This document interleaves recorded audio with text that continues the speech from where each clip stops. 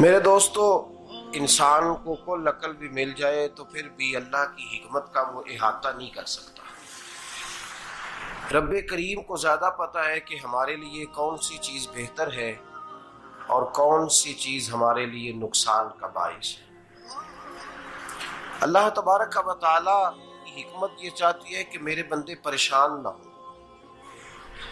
रब ये चाहता है कि मेरे बंदे किसी जगह पे भी दिक्कत और परेशानी का शिकार ना हो। तो अल्लाह तबारक व तआला ने राह एतदाल इख्तियार करने का हुक्म इरशाद फरमाया कि तुम एतदाल के रस्तों पे चलो, मोतदल जिंदगी गुजारो, अफरातो तफरीद से बचो। आज जिस माशरे में हम वक्त गुजार रहे हैं, इस माशरे में हम इस बात को समझने से कासिर हैं कि असल हमारा मसला क्या है। हमारा असल जो मसला है उसकी शनाख्त हमें कैसे होगी और हम फिर उस तक रसाई किस अंदाज में हासिल कर पाए। हम हमेशा अपनी आमदन बढ़ाने के चक्कर में रहते हैं। एक काम और शुरू कर लें, पार्ट टाइम जॉब शुरू कर लें, कोई साइड बिजनेस उसका आगाज कर लें। हमारी जो दौड़ लगी हुई है वो लगी है काम बढ़ाने में, आमदन बढ़ाने में। हालांकि इस्लाम हमें ये कहता है कि तू आमदन बढ़ाने के चक्कर में ना पड़। असल बात यह है कि तू अपने खर्चे कंट्रोल कर। तंग इंसान वो नहीं होता जिसकी आमदन थोड़ी होती है। ये तवज्जो कीजिएगा मेरी बात, ये कीमती बात है और गुफ्तगू सारी का लुबे लुबाब है। तंग बंदा वो नहीं होता जिसकी आमदन थोड़ी होती है। असल परेशान वो होता है जिसके खर्चे ज्यादा होते हैं। और हमारा जो रोजमर्रा का नुकसान हो रहा है ना, वो आमदन के मामलात में नहीं हो रहा। बुनियादी नक्श जो वाक़या हो रहा है वो ये है कि हमारे अखराजात ज्यादा, और वो अखराजात किसी और ने नहीं बढ़ाए। वो खर्चे हमने खुद बढ़ा लिए हैं और अब हमें उसका नुकसान भुगतना पड़ रहा है। और अगर आप सही मानों में टटोलें तो जो बहुत अमीर लोग हैं वो तो उन खर्चों से बच गए। मैंने बहुत सारे ऐसे खत्मात में शिरकत की है। मैं बहुत सारी ऐसी जगहों पे गया हूं कि जहां लोगों ने बड़ा मुख्तसर सा खत्म दिलाया है तो हो गया है खत्म। खत्म के मामले में कब किसी ने पाबंदी लगाई है कि उसमें 200 आदमी शरीक होगा तो तब ये साले सवाब सही हो सकेगा? कौन कहता है? या शादी के मौके पर अगर सारे बहन भाइयों को न बुलाया गया तो मेरी शादी पाया तकमील तक नहीं पहुंचेगी, इसमें बरकत नहीं होगी। ये किसने फतवा दिया है?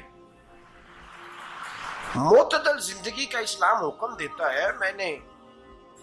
मैं पढ़ रहा था कि एक बहुत बड़ा सदर है, गालबन सूडान के सदर की बात हो रही थी, तो अपने बेटे की बारात लेके गया तो 4 लोग गए हैं बारात, और 15 लोगों का उसने एहतमाम किया अपने घर में खाना खाने का। तो क्या शादी हो गई कि रुक गई?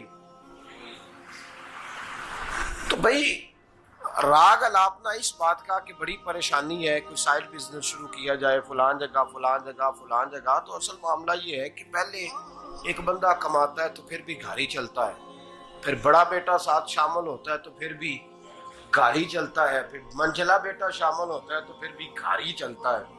जो रोना दादाजी रोया करते थे कि बड़ी मुसीबत है, बड़ी मुश्किल है, गाँव में रह अकेले होते थे और वो 5 बच्चों को और 4 बच्चियों को वो पालते थे, तो जो वहां परेशानी थी वही आज परेशानी शहर में आकर पढ़ लिख कर मोटी तनख्वाह लेकर वही परेशानी हमें है। तो मैं जिस नतीजे पे पहुंचा हूं इसको पढ़ के, कुरान मजीद की चंद आयात को देखकर और इस मफहूम की जो हदीसें कुतुब हदीस में पाई जाती हैं और हमारे बुजुर्गों ने हमें जो मिजाज इस हवाले से दिया है, मैं इस नतीजे पे पहुंचा हूं कि मसला आमदन का नहीं, मसला खर्चे का है। हमारे खर्चे बुनियादी तौर पर ज्यादा, और अगर फिर हम ज्यादा बोझ खवातीन पे डालते हैं कि वो मुतालबे ज्यादा करती हैं। और अगर आप मुझसे पूछें तो खवातीन की भी अगर किसी जगह कोई आदत खराब होती है तो उसमें असल किरदार उसका होता है जो वो आदत खराब तो क्यों अपने गले से उतार के आप किसी के गले में बात डालने के चक्कर में है? वो खवातीन की तबीयत नहीं ऐसी है। असल बात यह है कि हमने आदत डाली है, हमने ये मिजाज उनको दिया है तो उनका बना है, न कैसे बन सकता। तो एतदाल जब तक जिंदगी में नहीं होता, पानी प्यास बुझाता है, लेकिन एक गिलास ही हो तो प्यास बुझाता है। बाल्टी को मुंह को लगाएगा तो कपड़े भिगो देगा उसके। हालांकि पानी बुरी चीज का नाम नेमत है ना, बहुत बड़ी अल्लाह की, लेकिन प्याले में ही अच्छा लगता है। कोई मटका मुंह को लगाएगा तो तंग होगा, प्याला ही बेहतर है उसके लिए।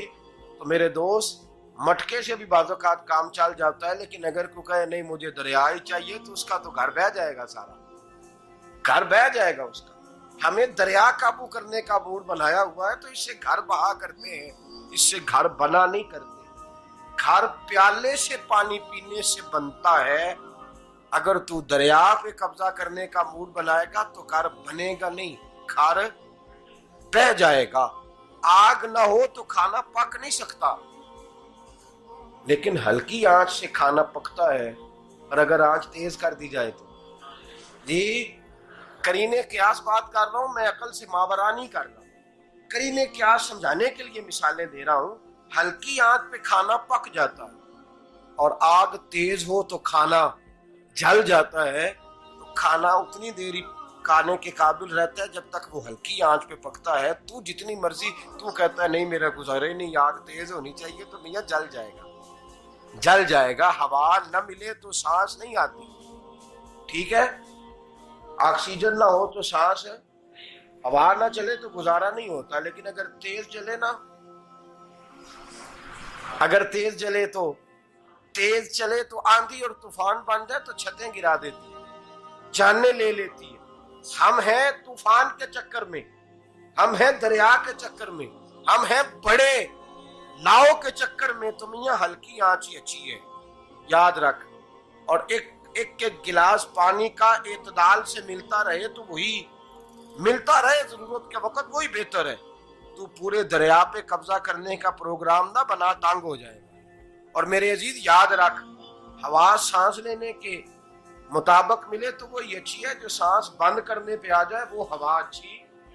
हमने चक्कर चला लिया है कि ज्यादा पैसा, रातों रात पैसा, लंबा पैसा, ये प्लाट भी मेरा, वो प्लाट भी मेरा, गुजरांवाला भी, गुजरात भी, लाला मूसा खाड़ी और पिंडी तक जहां मैं जाऊं मेरे नाम की तख्तियां लगी हुई होनी चाहिए। इस्लाम मना